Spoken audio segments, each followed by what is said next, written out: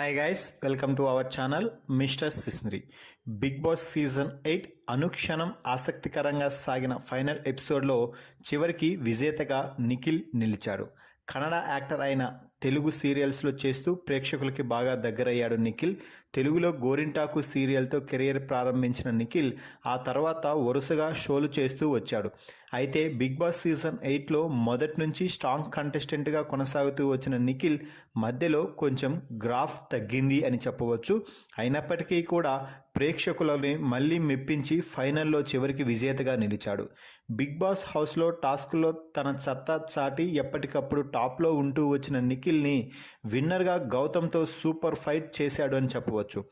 అయితే సీజన్ 8 విన్నర్గా నిలిచిన నిఖిల్కి prize money 55 లక్షల రూపాయలు అందుతాయి.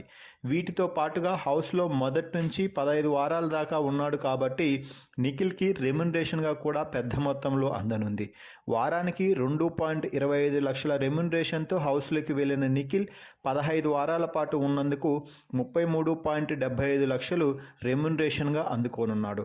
అలాగే ప్రైజ్ మనీ మరో 55 లక్షలతో పాటు 33.75 లక్షలు కలిపి 88 లక్షల దాకా మొత్తం అందుకోనున్నాడని సమాచారం. దీంతో పాటుగా బిగ్ బాస్ టైటిల్ విన్నర్ అయినందుకు సుజుకి నుంచి డిజైన్ని కానుకగా అందుకున్నాడు. సీజన్ 8లో మొదటి నుంచి తన స్ట్రాంగ్నెస్ చూపిస్తూ వచ్చిన నిఖిల్ విన్నర్గా నిలవడం అతని ఫ్యాన్స్ అయితే తెగ సంబరాలు చేసుకుంటున్నారు అని చెప్పవచ్చు. నిఖిల్ టాస్కుల్లో అదరగొట్టి లేడీ కంటెస్టెంట్స్తో కొంచెం ఫేక్ ఎమోషన్ నడిపించాడు అనే టాక్ అయితే ఉంది. అవేవి అతన్ని విజేత కాకుండా అడ్డుపడలేకపోయాయి. గౌతమ్ కూడా చివరి వరకు పోటాపోటీగా ఇచ్చిన ఫైనల్లో విన్నర్గా మాత్రం నిఖిల్ నిలిచాడు.